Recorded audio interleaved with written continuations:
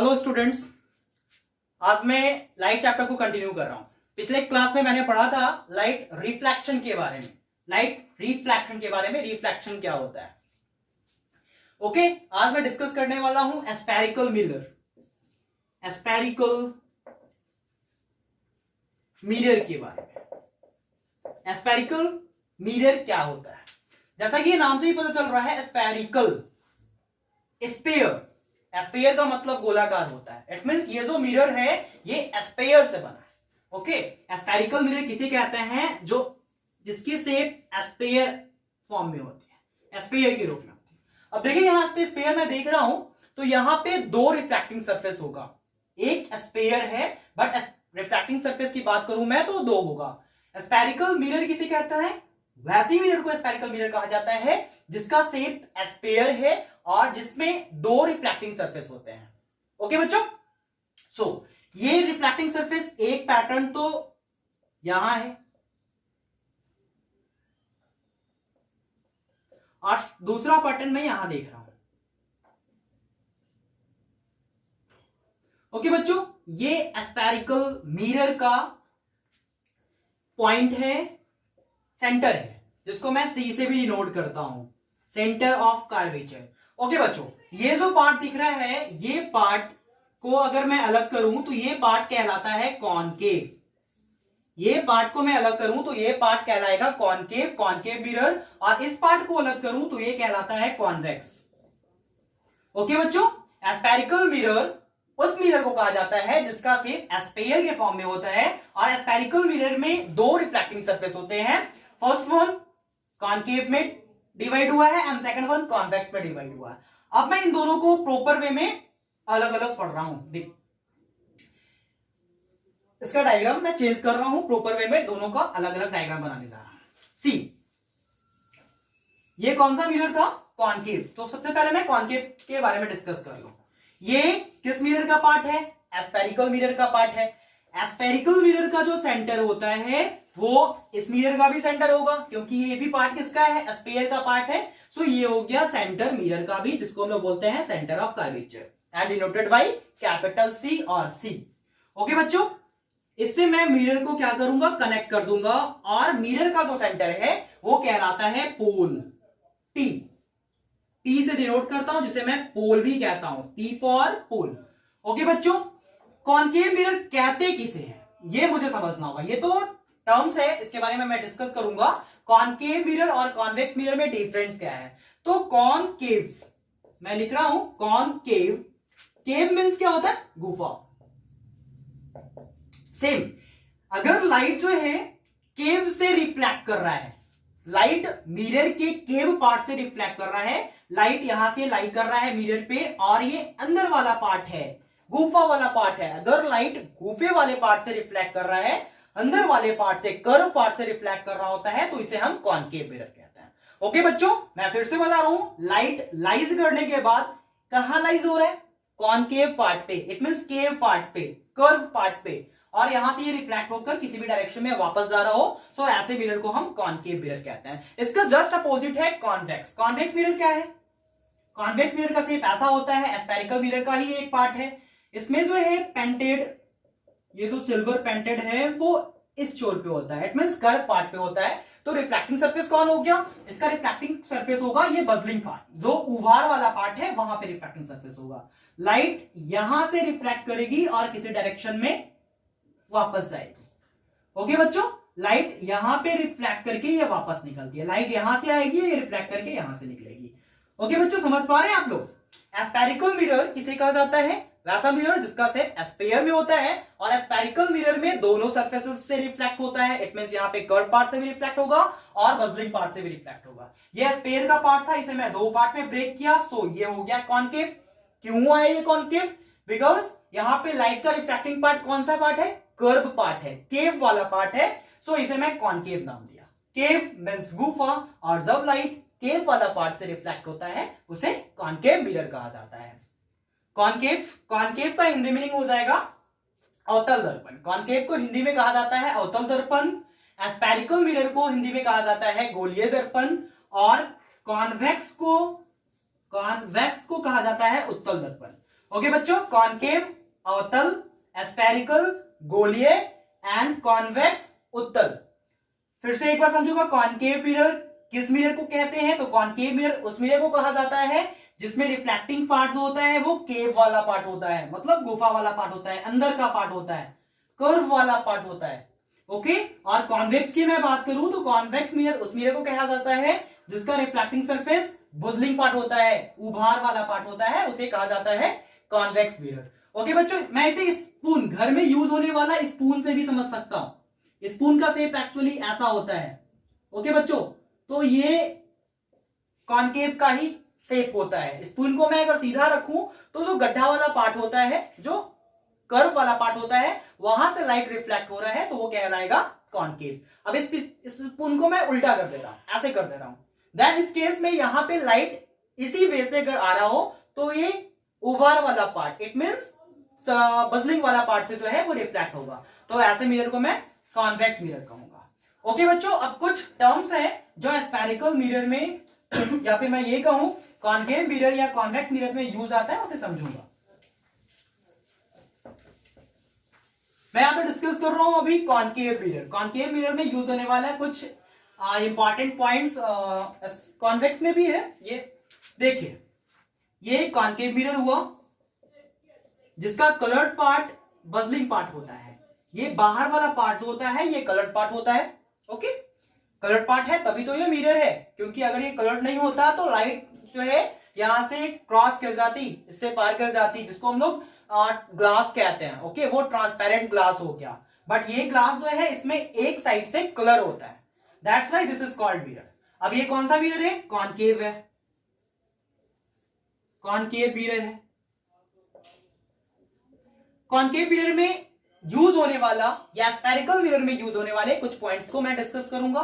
तो मिरर का centre part जो होता है, मिरर का सेंटर पार्ट, मैं बोल रहा हूं मिरर का सेंटर पार्ट, उसे मैं P से डिनोट करूंगा एंड P फॉर होता है पोल। ओके बच्चों, ये कॉनकेव मिरर जो है किसी स्फीयर का ही पार्ट था, कुछ इस तरीके का स्फीयर होगा ये ऐसा, ठीक है। इसका जो सेंटर होता है, इट मींस इस स्फीयर का सेंटर इस कॉनकेव का भी सेंटर हुआ, जिसे मैं C बोलूंगा, सेंटर ऑफ कर्वेचर। C से डिनोट किया जाता है, जिसका नेम होता है सेंटर ऑफ कर्वेचर। और सेंटर ऑफ कर्वेचर को अगर मैं P से ज्वाइन कर दूं, कुछ इस तरीके से ज्वाइन कर दूं, तो ये स्फीयर का रेडियस हो जाएगा, इस स्फीयर पार्ट का रेडियस हो जाएगा। That's why this is called radius of curvature. इसे रेडियस ऑफ कर्वेचर भी कहते हैं। रेडियस ऑफ कर्वेचर के बीच में एक पॉइंट होता है, वो F के नाम से जाना जाता है, फोकल पॉइंट, फोकस पॉइंट बोले या फिर फोकल पॉइंट बोले। तो ये कुछ टर्म्स को समझना काफी जरूरी था। मिरर का पार्ट, मिरर का सेंटर वाला पार्ट पोल कहलाता है, जिसे डिनोट करते हैं हम कैपिटल P से। मिरर जिस स्फीयर का पार्ट होता है उसके सेंटर को मैं C बोलूंगा, centre of curvature. Centre of curvature से पोल तक की दूरी, सेंटर ऑफ कर्वेचर से पोल तक की दूरी, the distance between the C and P is called radius of curvature, are also called principal axis. इसे प्रिंसिपल एक्सिस के नाम से भी जानते हैं, यह प्रिंसिपल एक्सिस भी कहलाता है। ओके बच्चों, और सेंटर ऑफ कर्वेचर और पोल के बीच में एक और पॉइंट होता है जिसे फोकल पॉइंट कहते हैं।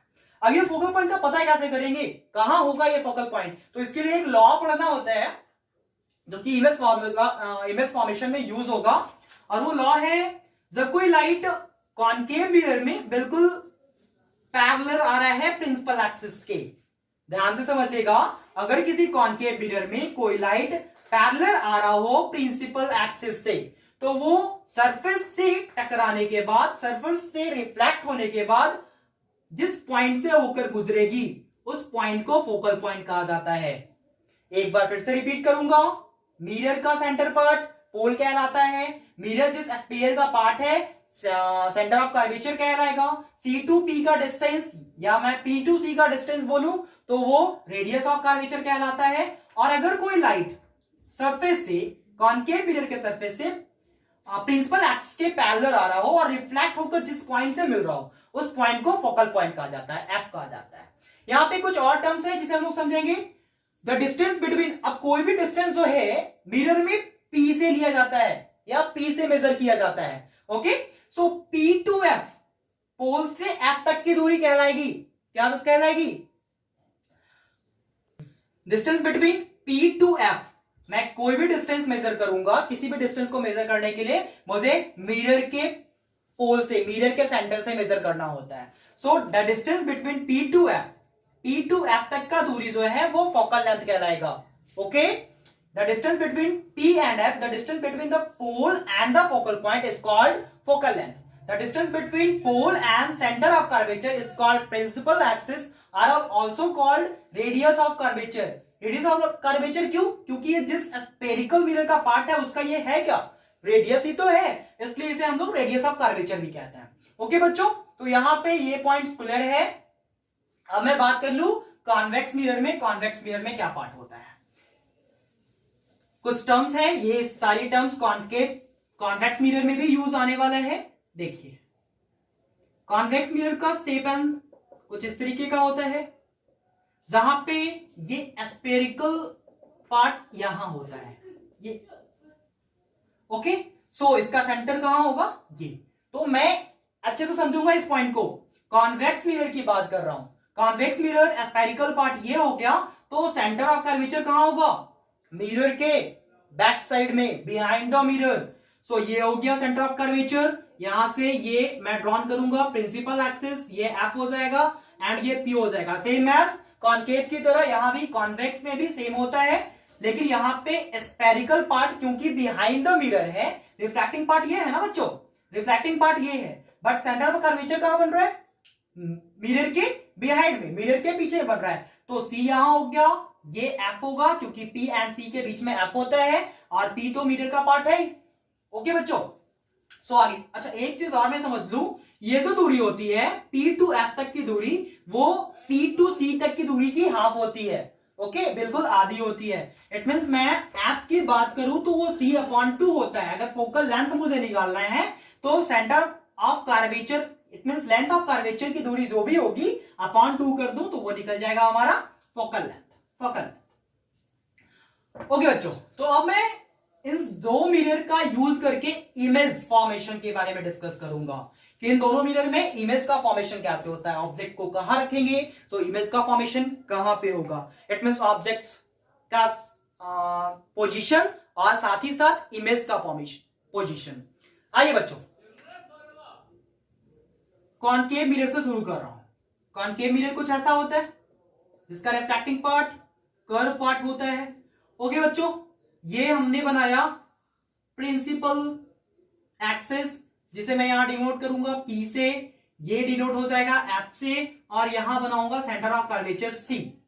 3 पॉइंट समझना है, P, F एंड C। अब मुझे रे डायग्राम जानने के पहले, रे डायग्राम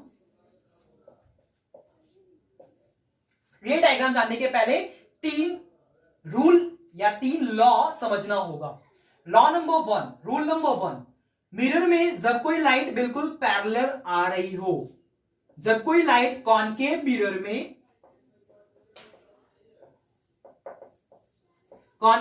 में, पैरेलल आ रही हो, तो ये सतह से टकराने के बाद, सरफेस से टकराने के बाद फोकल पॉइंट से होकर गुजरेगी।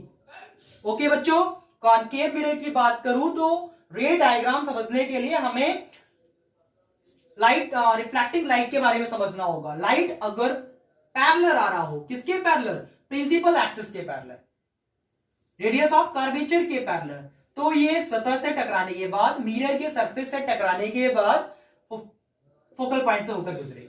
ओके बच्चों, ये था लॉ नंबर 1। लॉ नंबर 2 देखेंगे। लॉ नंबर 2 क्या होता है? सेम इसका रेसिप्रोकल हो जाएगा। अगर कोई लाइट फोकल पॉइंट से होकर गुजर रही है, अगर कोई light incident ray focal point से आ रही है और सरफेस से मीट कर रही है, सरफेस पे लाई कर रही है, तो ये प्रिंसिपल फोकस के पैरेलल होकर गुजर जाएगा, पैरेलल से ही गुजर जाएगा। फर्स्ट लॉ क्या था? अगर कोई इंसिडेंट रे सरफेस से लाई कर रही है तो वो फोकल पॉइंट, कोई इंसिडेंट रे प्रिंसिपल फोकस के पैरेलल हो तो वो एफ से होकर गुजरेगी। ओके बच्चों, सेकंड हमने क्या पढ़ा? जस्ट अपोजिट, अगर कोई इंसिडेंट रे फोकल पॉइंट से होकर लाई कर रही है सरफेस पे तो वो प्रिंसिपल फोकस का पैरेलल हो जाएगा। ओके बच्चों, एंड थर्ड क्या कहता है?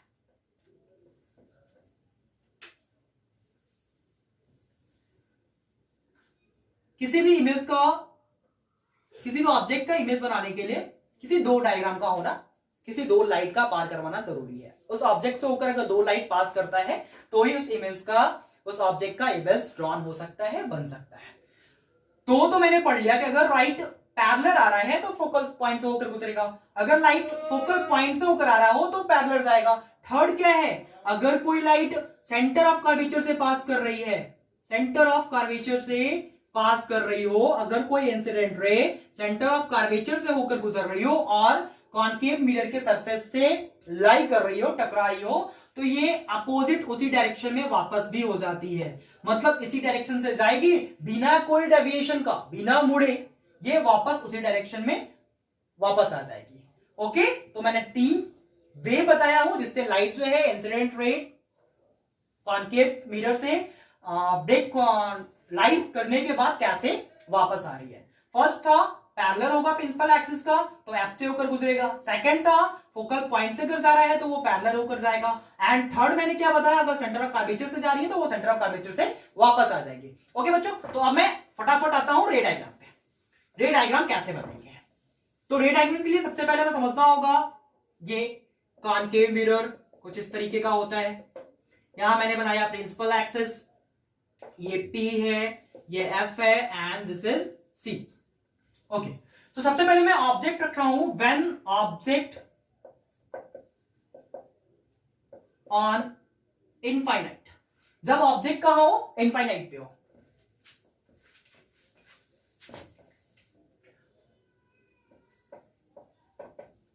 ऑब्जेक्ट ऑन इनफाइनाइट, ऑब्जेक्ट कहां हो, इनफाइनाइट पर।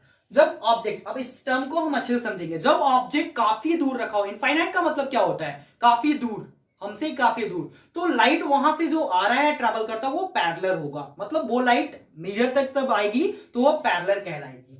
ओके, तो जब ऑब्जेक्ट कहां रखा है, इनफाइनाइट पे रखा है, इसका मतलब है कि पैरेलल लाइट जो है ट्रैवल करती हुई ऑब्जेक्ट से निकलती हुई हम तक पहुंच रही है, इट मींस मिरर तक पहुंच रही है।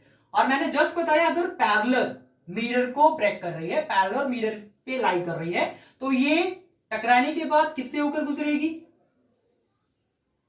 फोकल पॉइंट से होकर गुजरेगी। ये किससे होकर गुजरेगी, फोकल पॉइंट से होकर गुजरेगी। ओके, तो मैं क्या देख रहा हूं कि जो ऑब्जेक्ट इनफाइनाइट पे रखा था ए बी, उस वहां से जब रे आया तो वो मिरर से टकराने के बाद फोकल पॉइंट से होकर गुजर रहा है। इट मींस इसका इमेज का फॉर्मेशन जहां पे ये रिफ्लेक्टिंग पार्ट जो है, लाइट जो है वो मीट करता है, एक दूसरे को इंटरसेक्ट करता है, इमेज का फॉर्मेशन वही होता है। तो मैं देख रहा हूं कहां इंटरसेक्ट कर रहा है, एफ पे, तो इमेज का फॉर्मेशन कहां होगा, एफ पे।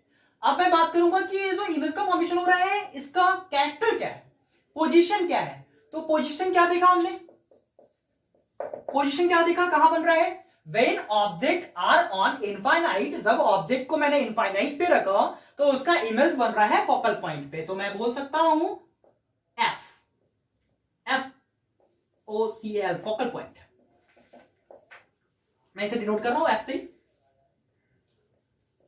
जब ऑब्जेक्ट को कहां रखा था, इनफाइनाइट पे, पोजीशन उसका हो गया F। सेकंड, ऑब्जेक्ट का इमेज जो है वो कैसा बना है, सीधा है या उल्टा है। तो ऑब्जेक्ट क्योंकि काफी छोटा है बट ये उल्टा होगा, और उल्टा को हम लोग क्या कहते हैं, क्या करते हैं उल्टा। सबसे पहले तो हम जानेंगे कि ये रियल होगा या वर्चुअल होगा। तो ऑब्जेक्ट क्योंकि लाइट जो है डायरेक्टली मीट कर रही है, लाइट जो है यहाँ पे डायरेक्टली मीट कर रही है, सो ये रियल इमेज होगा। अब जानेंगे कि इमेज जो है वो दो तरीके का होता है, रियल होता है, वर्चुअल होता है। अगर इंसिडेंट रे लाई करने के बाद डायरेक्टली मीट करती है, मतलब हमें दिख रहा है कि ये मीट कर रहा है, देन ये रियल इमेज होगा। ओके, रियल जब भी इमेज होता है तो ये इन्वर्टेड बनाएगा, इन्वर्टेड इमेज का फॉर्मेशन करेगा। इन्वर्टेड का मतलब होता है उल्टा। अगर ऑब्जेक्ट यहां ए बी है तो इसका मतलब यहां पे अपोजिट हो गया, ये पेन ऐसे ऐसे रखा था तो इमेज बन रहा है इसका ऐसे। ओके बच्चों, ये एंड फोर्थ पार्ट में जानूंगा कि ये इमेज से या सॉरी ऑब्जेक्ट से छोटा है या बड़ा है। क्योंकि ऑब्जेक्ट इनफाइनाइट पे रखा है तो इमेज जो है इसका काफी ज्यादा छोटा बनने वाला है, तो मैं बोल सकता हूं हाईली डिमिनिश्ड। हाईली डिमिनिश्ड का मतलब होता है बहुत छोटा, या फिर मैं ये भी बोल सकता हूं पॉइंट साइज, पॉइंट साइज का बनेगा, बिल्कुल सेंटर साइज का। ओके, तो फर्स्ट वन, जब ऑब्जेक्ट को मैंने कहां रखा, इनफाइनाइट पे रखा, इमेज कहां फॉर्मेशन हो रहा है, एफ पे हो रहा है, पोजीशन एफ, कैसा हो रहा है, रियल हो रहा है। क्यों रियल हो रहा है, क्योंकि यहाँ पे लाइट रेज जो है बिल्कुल मीट कर रही है, एक दूसरे के साथ इंटरसेक्ट कर रही है। इन्वर्टेड होगा क्योंकि ऑब्जेक्ट सीधा था, यहाँ पे इमेज जो है वो उल्टा बन रहा है, क्योंकि ये काफी ज्यादा छोटा है इसलिए यहाँ पता नहीं चलेगा। हाईली डिमिनिश्ड, काफी छोटा, पॉइंट साइज लाइक। ओके, अब सेकंड में चल रहा है।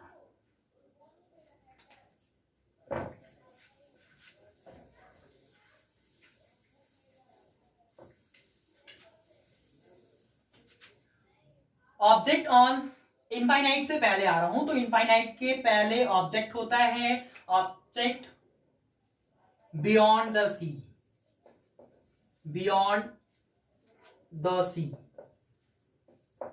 बियॉन्ड द सी मीन्स अगर ये मिरर है, ये P हो जाएगा, ये F एंड ये C, और बियॉन्ड द सी का मतलब होता है C के पीछे। इट मीन्स ऑब्जेक्ट यहां रखा है कुछ इस तरीके का, और ऑब्जेक्ट को मैं डिनोट कर रहा हूं ए बी के नेम से, ए बी। ओके बच्चों, तो मैंने अभी जस्ट बताया था कि किसी भी ऑब्जेक्ट का इमेज फॉर्म करने के लिए वहां से दो रे का निकलना जरूरी है। फर्स्ट रे ये पैरेलल है ना प्रिंसिपल एक्सिस से, तो ये किससे होकर गुजरेगी, फोकल पॉइंट से होकर गुजरेगी। ये इंसिडेंट रे एंड ये reflected ray. And second one कहां से क्रॉस करूं, तो सेकंड में मैं क्रॉस कर रहा हूं सी से होकर।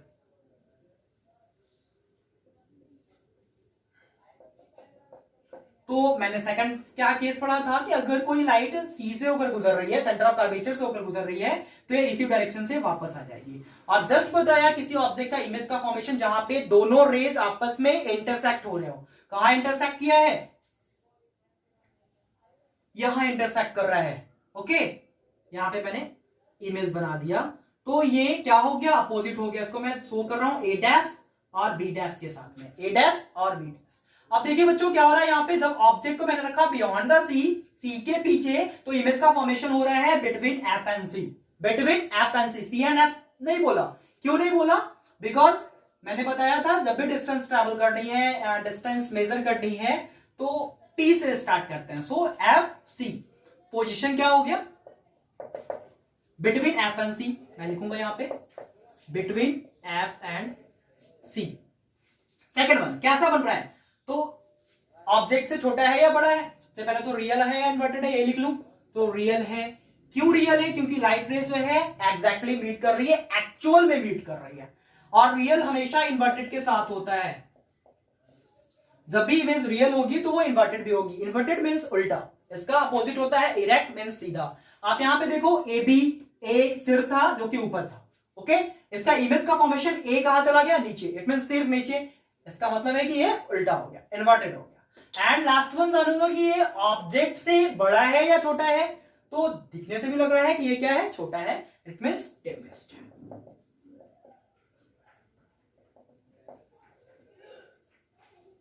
ओके बच्चों, ऑब्जेक्ट को मैंने रखा था बियॉन्ड द सी, सी के पीछे, तो इसके इमेज का फॉर्मेशन हो रहा है between F and C, see there. And object का इमेज कैसा बनेगा, रियल बनेगा। वाई, क्योंकि यहां पे लाइट रेज जो है डायरेक्टली मीट कर रही हैं। एंड इन्वर्टेड होंगे क्योंकि उल्टा है, डिमिनिश्ड है क्योंकि ये छोटा है।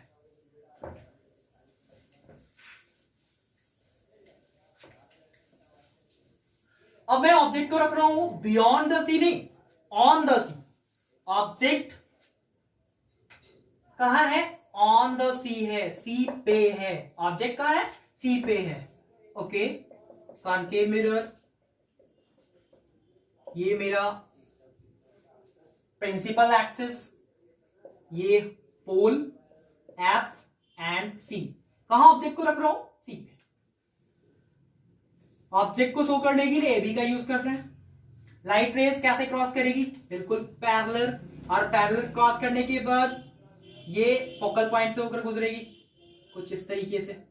ओके बच्चों, सेकंड लाइट कहां से क्रॉस करवानी है, तो मुझे कोई डायरेक्शन नहीं दिख रही है, इट मींस ये फोकल पॉइंट से होकर क्रॉस करेगी ऐसे, और ये कुछ इस तरीके से वापस आ जाएगी। तो लाइट कहां पे, लाइट रेज जो है कहां इंटरसेक्ट कर रहे हैं, यहां पे इंटरसेक्ट कर रहे हैं। इट मींस जस्ट सी के नीचे, तो यहां पे इमेज का फॉर्मेशन हो जाएगा बी डैश ए डैश।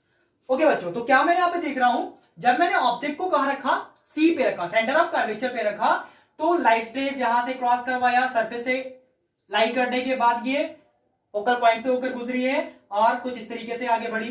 फिर second light rays focal point से होकर क्रॉस किया है और सरफेस से टकराने के बाद पैरेलल ट्रैवल करता है प्रिंसिपल एक्सिस के, तो ये पैरेलल ट्रैवल करता हुआ आया और यहां पे एक दूसरे के साथ एक्चुअल में मीट किया है और इमेज का फॉर्मेशन किया। इट मींस मैं कह सकता हूं इसका पोजीशन क्या हो जाएगा, इट मींस जब ऑब्जेक्ट को मैं सी पे रखूं तो पोजीशन भी सी पे ही हुआ। ओके, कैसा बन रहा है, क्योंकि यहां पे लाइट रेज जो है एक्चुअली मीट कर रहा है, सो रियल होगा।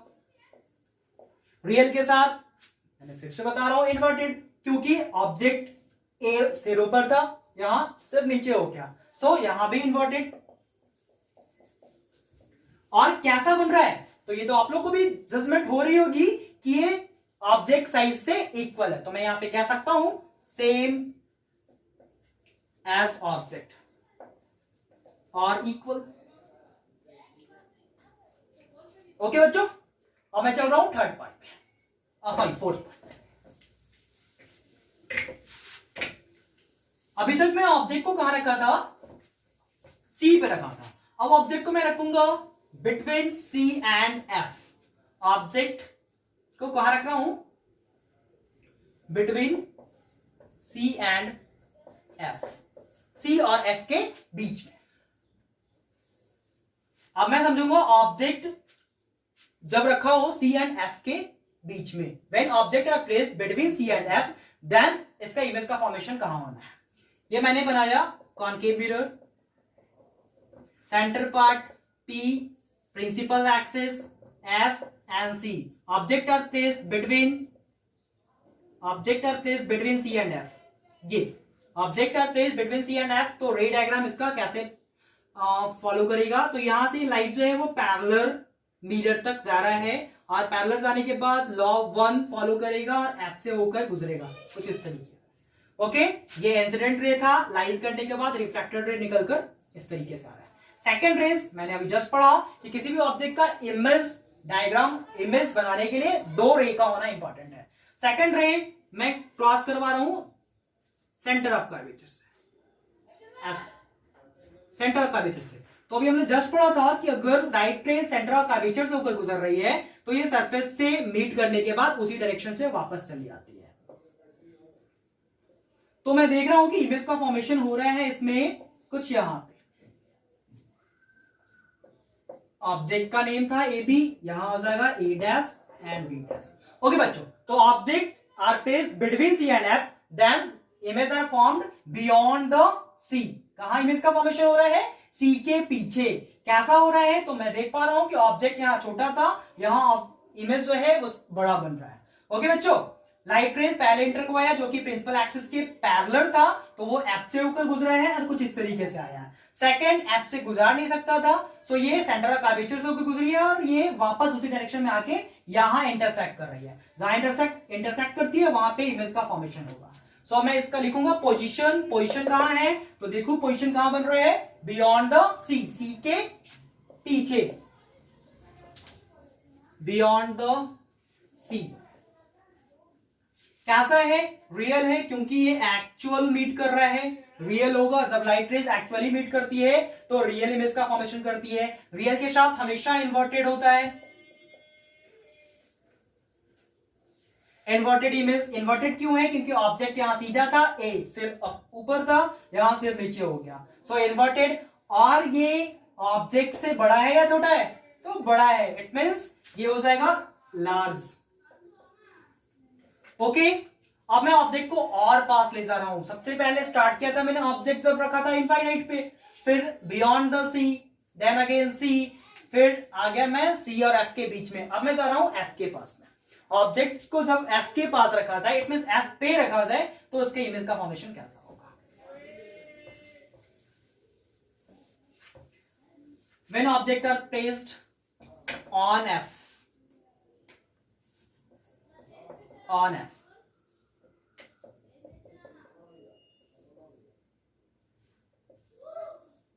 T, F and C. Object are placed on the F.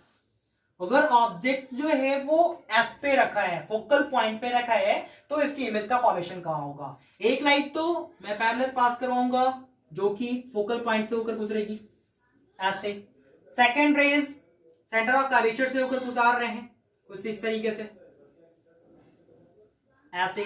तो सेंटर ऑफ कर्वेचर से जब लाइट जाती है तो बिल्कुल पैरेलल बिल्कुल उसी डायरेक्शन से वापस आ जाती है और ये कुछ इस तरीके से ट्रैवल करते हुए बाहर निकलेगी. आप क्या देख रहे हैं? दोनों रेज में ये दोनों पैरेलल ट्रैवल करता हुआ वापस जा रहा है. अगर लाइट पैरेलल ट्रैवल करता हुआ वापस जा रहा होता है तो मैंने फर्स्ट में बताया था कि लाइट अगर पैरेलल हो इसका मतलब इमेज कहां बन रहा है? इनफाइनाइट पे. When object are on F, जब ऑब्जेक्ट को एफ पे रखा गया, एक लाइट मैंने ये प्रिंसिपल एक्सिस के पैरेलल किया तो ये फोकल पॉइंट से होकर गुजरा है. सेकंड सेंटर ऑफ कर्वेचर से ले गया तो रिफ्लेक्टिंग सरफेस से टकराने के बाद ये उसी डायरेक्शन से वापस आ गया तो ये बिल्कुल पैरेलल ट्रैवल करता हुआ जा रहा है. कहां ये मिलेगा? इनफाइनाइट पे. ऐसा माना जाता है कि इनफाइनाइट पे जाकर मिलेगी. सो मैं कह सकता हूं इसका पोजीशन क्या होगा? Position of the image infinite. Real तो होना है क्योंकि एग्जैक्ट मीट करेगा, ऐसा मानना है कि इनफाइनाइट पे ये जाकर मीट करता है. सो एक्चुअल मीट करेगी. रियल के साथ में इन्वर्टेड होता है क्योंकि यहां पे ऑब्जेक्ट ऊपर था प्रिंसिपल एक्सिस के और इमेज बिलो बन रहा है, डाउन बन रहा है, सो इन्वर्टेड हो गया. एंड ऑब्जेक्ट से ये काफी ज्यादा बड़ा होने वाला है क्योंकि ये आगे जाकर मीट कर रहा है काफी दूर पे. सो मैं कह सकता हूं यहां पे इनलार्ज. ओके बच्चों, फिर से रिपीट करूंगा. जब ऑब्जेक्ट को कहां रखा है? एफ पे. सो इमेज का फॉर्मेशन पोजीशन हो रहा है इनफाइनाइट. कैसा होगा? रियल और वर्चुअल. So real. और कैसा? तो इन्वर्टेड क्योंकि नीचे बन रहा है. इनलार्ज तो होगा ही क्योंकि इनफाइनाइट पे जाके बन रहा है. ओके, सो एक पॉइंट और है यहां पे. जब ऑब्जेक्ट को रखा जाए P एंड F के बीच में, when object are placed between P and F, between P and F.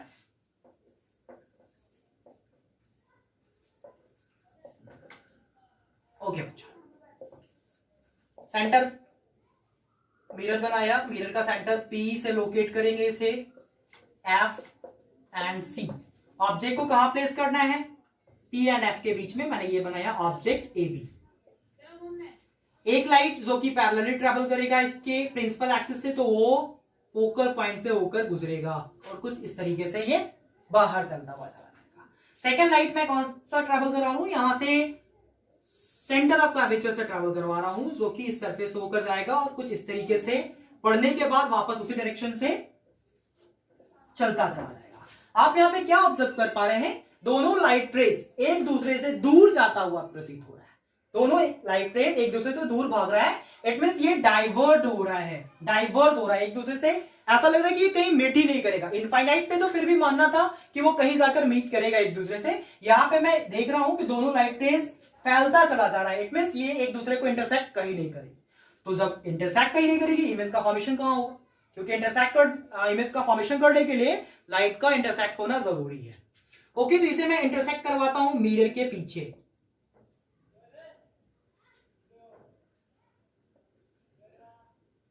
कुछ इस तरीके से यहां पे ये इंटरसेक्ट किया एक दूसरे से. इट मींस इसकी इमेज का फॉर्मेशन कहां होगा? Behind the mirror. मिरर के बाद होगा. ए बी बनाया था ना, ए बी. सो ये हो जाएगा ए डैश बी डैश. क्या यहां पे ऑब्जर्व कर रहा हूं? जब मैंने ऑब्जेक्ट को रखा था P एंड F के बीच में, बिटवीन P एंड F, एक लाइट रेस तो पैरेलली ट्रैवल किया जो कि F से होकर गुजरा और दूसरा मैंने सेंटर ऑफ कर्वेचर से ट्रैवल करवाया है जो कि फिर उसी डायरेक्शन से वापस आ गया और ये एक दूसरे से डाइवर्ट होता हुआ चला जा रहा है, मतलब फैलता हुआ चला जा रहा है. और ऐसा लग रहा है कि कहीं जाकर एग्जैक्ट मीट नहीं करने वाला. वैसे भी लाइट जो डाइवर्ट कर गया वो मीट नहीं करेगी. पैरेलल है तो फिर भी मीट करने का चांसेस होता है. ये मीट नहीं कर सकता एक दूसरे से और जब तक मीट नहीं करेगा इमेज का फॉर्मेशन नहीं होगा. तो इमेज का फॉर्मेशन कहां करवाया मैं? मिरर के पीछे. सो पोजीशन बोलूंगा behind the mirror. Behind the mirror और बियॉन्ड द मिरर. मिरर के पीछे कैसा बन रहा है? तो ये एकमात्र इमेज ऐसा बना है जो ऑब्जेक्ट से क्या है, सॉरी ऑब्जेक्ट से बड़ा तो बना भी था. यहां भी ऑब्जेक्ट से इमेज जो है, अच्छा डायरेक्टली यहां पे लाइट रे जो है वो मीट नहीं कर रहा है. ऐसा लग रहा है कि मीट कर रहा है, मतलब एक्चुअल मीट नहीं कर रहा है. ऐसा प्रतीत हो रहा है कि वो मीट कर रहा है। सो लाइट यहां पे इमेज बनेगा वर्चुअल। वर्चुअल के साथ, अब मैंने बताया था रियल के साथ इन्वर्टेड होता है, लेकिन यहां पे देख रहा हूं ऑब्जेक्ट का है प्रिंसिपल एक्सिस के ऊपर है। ओके, तो इमेज भी का है प्रिंसिपल एक्सिस के ऊपर ही है। सो इरेक्ट हुआ। ओके, एंड कैसा बन रहा है, तो ऑब्जेक्ट से बड़ा है, इट मींस इनलार्ज। ओके बच्चों, सो यहां पे मैंने सारा टॉपिक क्लियर किया। ऑब्जेक्ट को इनफाइनाइट से लेकर कहां तक ले आया, एफ एंड पी के बीच। ओके, तो इसे मैं एक बार और एक्सप्लेन करूंगा, आप लोग ध्यान से देखोगे। बाई ट्रिक, इसकी बाई ट्रिक कैसे याद किया जा सकता है। अभी तक तो मैं एक्सप्लेन कर रहा था कि ये कैसे ऑब्जेक्ट को कहां पे रखेंगे, इसका इमेज का फॉर्मेशन कैसे होगा। अब मैं बाई ट्रिक इसे देख लूं कि इमेज फॉर्मेशन कैसे होती है जब ऑब्जेक्ट को डिफरेंट पोजीशन पे रखा जाता है। ये हमने बनाया कॉनकेव मिरर, फोकल पोल हो गया ये एफ एंड सी। ऑब्जेक्ट कहां कहां पे रखा था, फर्स्ट टॉपिक मेरा क्या था, जब ऑब्जेक्ट इनफाइनाइट पे था। इनफाइनाइट वाले को नंबर दिया मैं 1। ओके बच्चों, ध्यान से समझेंगे इसको। ये एक ट्रिक है जिससे रे डायग्राम को काफी आसानी से याद कर सकते हैं। सबसे पहला मैं टॉपिक बताया था जब ऑब्जेक्ट कहां रखा था, इनफाइनाइट पे। इनफाइनाइट पे रखे ऑब्जेक्ट का नाम दे दिए 1। फिर सेकंड बियॉन्ड द सी था, उसका नाम दिया मैंने 2। सी पे भी रखे थे ऑब्जेक्ट को 3। सी एंड एफ के बीच में रखे थे 4 एंड एफ के पास रखे थे वो 5। 1 2 3 4 5। ओके बच्चों, काफी ध्यान से समझिएगा। मैं ऑब्जेक्ट इनफाइनाइट पे रखा था, ये 1 हो गया और इस तरीके से ये 5 तक ले आया। अब सेम अपोजिट काउंटिंग यहां पे लिख देनी है। 1 2 3 4 5, यहां लिखूंगा 1, 4 के नीचे 2, यहां 3 4 एंड 5। ओके, अब मैं क्या देख रहा हूं, ऑब्जेक्ट जो इनफाइनाइट पे रखा था उसका नाम क्या था 1। इमेज का फॉर्मेशन कहां हो रहा है, फोकल पॉइंट पे। ऐसा ही हुआ था क्या, बिल्कुल ऐसा ही हुआ था। इट मींस जब ऑब्जेक्ट को इनफाइनाइट पे रखा जाए, इमेज का फॉर्मेशन फोकल पॉइंट पे होता है। सेकंड, जब ऑब्जेक्ट को 2 पोजीशन 2, इट मींस ये ऑब्जेक्ट का नेम है, कहां रखा है, बियॉन्ड द सी। इमेज का फॉर्मेशन कहां हो रहा है, between C and F. Object जब रखा जाए ऑन द सी के ऊपर, इमेज का फॉर्मेशन ऑल्सो सी पे ही हो रहा है, ऑन द सी ही हो रहा है। जब ऑब्जेक्ट को मैं ले गया सी एंड एफ के बीच में, सो इमेज आ गया हमारा बियॉन्ड द सी। एंड जब ऑब्जेक्ट को ले गया मैं एफ पे, फोकल पॉइंट पे, देन इमेज चला आया 5 तक। अच्छा, एक चीज और समझूंगा, जब ऑब्जेक्ट काफी दूर था तो इसका इमेज उतना ही छोटा था, पॉइंट लाइक साइज था। ऑब्जेक्ट जैसे जैसे पास आता चला गया, इमेज वैसे वैसे बड़ा होता चला गया। ऐसा हमारी नॉर्मल लाइफ में भी होता है। हम लोग मिरर के सामने जाते हैं तो हमारा चेहरा जो है वो बड़ा होता चला जाता है, दूर होते हैं तो थोड़ा छोटा दिखने लगता है। एक्चुअली यहां पे हम देखेंगे तो इनफाइनाइट पे जब रखा था ऑब्जेक्ट को, इसका इमेज मैंने देखा पॉइंट साइज हुआ, बिल्कुल छोटा। आगे आया, जैसे ही जैसे मिरर के पास जाऊंगा 2, तो इससे थोड़ा सा बड़ा हुआ, इट मींस पॉइंट साइज से थोड़ा बड़ा हो गया। जब 3 पे आया तो सेम हुआ, इट मींस जैसा ऑब्जेक्ट था वैसा आप देखें यहां पे साइज इमेज का भी। जैसे ही और पास गया position number 4, it means C and F के बीच में, तो इमेज थोड़ा बड़ा हो गया। फिर गया एफ के पास, इमेज और बड़ा हो गया। इज दैट क्लियर बच्चों, आ रहा है समझ में। सो यहाँ पे रे डायग्राम टॉपिक क्लियर हुआ। आगे की क्लास में मैं रे डायग्राम इन कॉन्वेक्स मिरर पढ़ूंगा। ये कॉनकेव मिरर था, आगे क्लास में मैं कॉन्वेक्स मिरर पढ़ूंगा।